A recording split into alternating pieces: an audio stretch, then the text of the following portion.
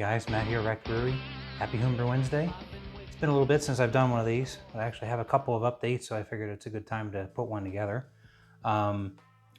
This is actually the first pour of the watermelon wheat that Dennis Pinn and I, Dennis from Woodshed Brewing, that we brewed probably, wasn't that long ago. It was probably, actually I think it was like July 22nd. I think that date kind of stands out to me. So it's only been a couple of weeks. So this fermented out really nicely, really quickly with the juggernaut for me. We both used the same recipe, but we changed the yeast. So he used something different. I believe it was Oslo is what he said he used. You correct me if I'm wrong on that. But I'll do a proper grain to glass on this when this is in a better place. This literally has just been force carbonated. So I transferred it to the keg yesterday. It's been sitting on 40 psi for 24 hours, and then cranked down to serving pressure just a couple of hours ago. And this is kind of what I'm left with. So it's not clear. It's very cloudy. It might clear out some, but this is a wheat beer. It was originally the recipe that I put together way back when is designed to be a heavy. It wasn't supposed to be clear. It's supposed to have sort of like a pinkish hue to a wheat beer, which this does. So I don't expect this to really clear out. I did use the bouncer when I transferred it, so you'll see all that in my grain to glass. Even using Brian's short-circuited brewer's glass. I haven't used this glass in a while. It's very similar to the muffin top glasses as far as the design. So I do like this style of glass. Poured this about 5 minutes ago. It's still got a decent cap on it. Like I said, I expect this to kind of probably settle out a little bit more over time, and maybe it'll be in a good place in a couple of weeks. But let's see what we have here. Oh yeah, just as I was expecting, we used the Olive Nation extract this time on this beer.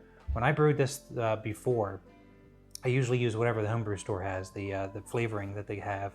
And it comes in like a 2-ounce bottle, and I usually put half in, so that's about an ounce. This stuff was very strong, so we went a little less than that. I think Dennis did a half an ounce. I ended up with a little bit more than that because dummy me, I didn't measure. And it turned out to probably be about 3/4 of an ounce. So it's definitely more strong in the aroma than I was hoping for. So it's you can definitely get a little bit of the watermelon, sort of like the pith, and the rind and stuff from the actual fruit. But you are getting a lot more of the extract, sort of the Jolly Rancher effect that you would get from that extract. It's pretty cool. It's got a nice nose to it. It's almost like a candy, like a watermelon candy. So maybe it'll die down in the weeks to come. But let's see what we have here with the taste. Cheers.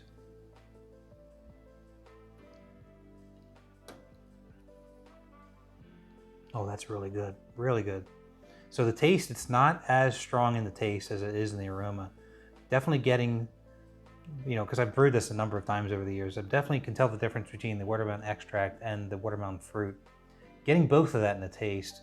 Definitely getting that watermelon, juice, pith, rind, whatever you want to call it, from the actual fruit. You're definitely getting that in this, but I am getting a little bit of that,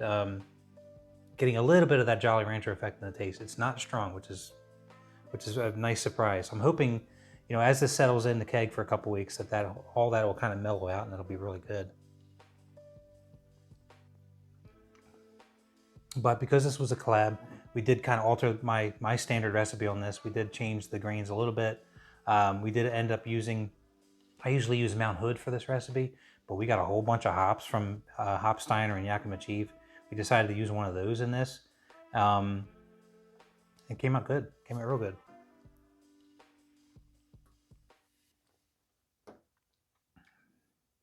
Dennis, I bet you're going to be pleased with yours. I don't know if you've poured your first pint yet, but this is coming together real nice.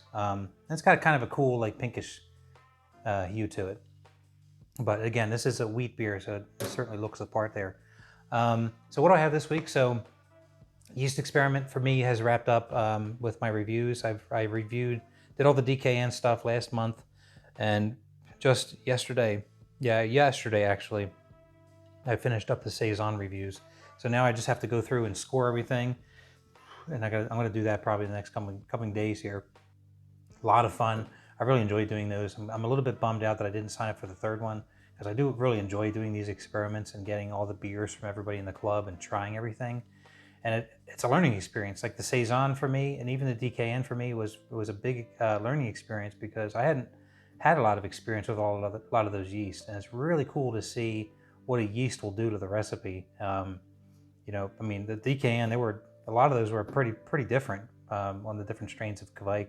The Saison, unfortunately, they weren't too terribly different across all the different beers, but there were a couple that sort of stood out of the pack, and that was cool to see. And it was also really nice just to see how everyone's craft is in the club. I mean, everybody, you know, everybody brewed some awesome beers. So, you know, dare I say, award-winning beers. Very, very nice. You can definitely tell that everybody knows what they're doing, and the craftsmanship on these beers were just top-notch. So I do appreciate everybody that joined in on that use experiment. It was a lot of fun to participate in that. I look forward to the next thing we do together as a club. So as you could tell, there's some better lighting in here now. You know, when I was doing my review, all my videos before, I used to use these. I have a couple of these. They do the trick. Little spotlights, 100-watt bulbs, and you can just sort of clamp them onto whatever. That's what I used to use when I was shooting these videos. A little bit of a hassle though. I would turn all the lights on in the garage, and you know, you'll see you know, in a video here shortly, a little clip. You know, the garage door opener light. There was a big fluorescent shop light in the back. They just didn't do the trick. So I had those spotlights I would sort of put over my head so you can kind of see, and it was good. It was good lighting. But this is nice because I wired all this into the switch. I just flip it on, and it's really bright in here now. There's 6 of them. I'm gonna go ahead and we'll go ahead and cut to that footage so you guys can take a look at that while I enjoy a little bit more of this. Okay, so I'm trying to do this lighting improvement again. You guys have probably seen that I have this old school fluorescent light. Doesn't really light up the garage very well, and I've tried swapping out LEDs. I think I did that last year. I've done it twice now, and they ballast with being in there. I didn't feel like disconnecting it, but that's probably why it's been burning out the LEDs. So I'm going to do something a little better. This came from Amazon at the suggestion of Dennis Penn. He's got a video on this, so I'm not going to go into too much detail. But it comes 6 of them. I forget how much I paid for this. $30, $40 maybe. Not a lot. But yeah, there's 6 of these. They're really lightweight. They're 4 foot each, and I guess you can hook them up in series. So I'm gonna have to play around with this. They can also be, I guess, connected individually with their own power switch. So I'm gonna have to figure out how I'm gonna try to line these up. But I brought one over here just to see. They're pretty stinking bright. So I just plugged it in here just to see how it would look, and the power switch here. I don't mind the mess, but yeah, it's pretty bright. I think they're 6,500 lumens. So yeah, that should probably do the trick. And I figured what I've been looking forward to is having some light over the kettles. So I'll probably tuck one in here up top, maybe behind the track. Alright, I just hooked up one light temporarily. I haven't decided whether or not I'm going to keep this separate for like when I'm just brewing, or if I'm going to hook it up to all of them, you know, hook them all together. But I just wanted to see. I have this tucked in closer to the wall up there, and one is more than enough for this corner, it seems like, and I can definitely get a better view into the kettles. Got a lot of good light in there now, so I think that should work out pretty good. All right, there it is, all done. I did like a U shape with the 6 lights, kind of in the center of the garage. It seems to light it up a lot better than it did over here, at least, so I can actually see the kettles pretty good. So I may not even need a light over the kettles. It's actually pretty close to the kettles, and it's giving me adequate lighting, I think. So this way, if I'm brewing and it starts to get dark, it should be good. I don't mind the garage mess, but basically there's the old fixture right there. I took that out. I gotta get a plate for that, but I basically just wired into that and just did 3 on one side and 3 on the other, total of 6. And these, they say they can go up to 8 in series. So if I need to, I could put another 1 or 2 up towards the front, but and then just hooked up to the switch.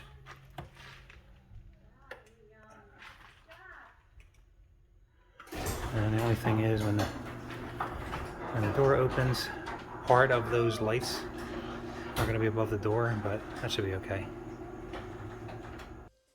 Yeah, so as you can see, a little bit of work. They actually weren't that hard to put up. It took me, I don't know, I might have put it all together in an hour or so.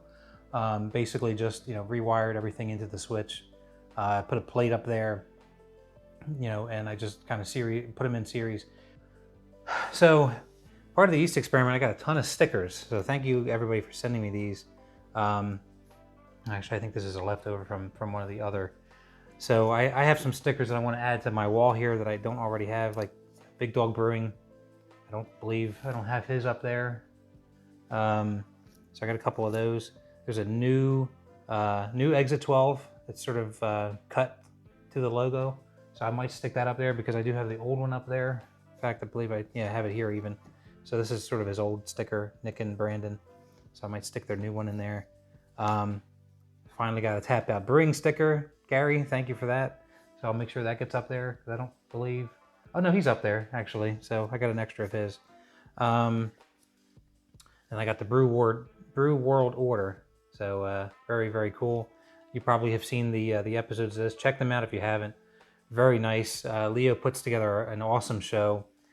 Dennis Pinn, I believe he was the last interview, and real good stuff. It's great to hear more about everybody in the club.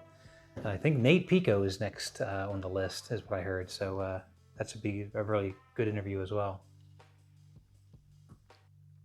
Making their way around, you watch out because everybody's going to get their chance in front of the camera, being interviewed by Leo. I did pick up some new jars. I was actually doing, because one of the things that I did for the watermelon beer, I wanted to repropagate the Juggernaut, because I've had the Juggernaut here for a while. So I made a starter, built it back up again, and sectioned it out. But I found these cool little jars. I didn't know they made the ball jars. I didn't know they made them this small. Perfect for like just a one yeast sample for, just using it and dumping it right into whatever you're going to make. So I redid these on the 23rd. This was the day after I did the watermelon beer. I got 4 of these I was able to get out of that for the Juggernaut, plus the one that I threw into the fermenter for the beer, which took off. So got plenty of this to go around for a while, and this is actually what's left of my Berserker. So I'm probably gonna redo this soon, because I got a date on here of March. So here probably pretty soon I'll probably make a starter for this, rebuild it up again, and section it out as well to those small jars. But I've been looking for something like this for a little while. Not super crazy looking around for them, but I found them. I was over at Hobby Lobby, so that was cool. I bought a bunch of those, so those are cool. And then this way, if somebody wants some yeast from me, I don't have to have a huge jar. I can just send out a little sample and share the wealth there. I believe that's probably it. That's all I have this week. Oh, we do actually have a collaboration coming up pretty soon. It was going to be me and Dennis were talking about doing another collaboration with Gary, so it was going to be 3 of us, and then Dave from Big Dog Brewing jumped in, so there's going to be 4 of us doing this. I'm really excited about that. I think we're brewing that in the next couple of weeks. We're going to try to do a Berliner Weiss, which is a style I've never done, and we're going to do that a little bit differently. Talk about that more at a later time, but with the souring and things, we're going to do a little bit different of a process with that. I'm looking forward to seeing how that all turns out. But that's all I have for you guys this week. Hopefully this isn't a super long video. Dennis, thank you again for brewing with me the other week. This is turning out to be a really, really nice beer. I look forward to seeing how this turns out in the next week or so as it sort of settles out and fully carbonates up. But you got to be proud of this. This turned out real nice. I guess I'll see you guys on the next video, whatever that may be. So have a good night, everybody. Happy Homebrew Wednesday. Cheers.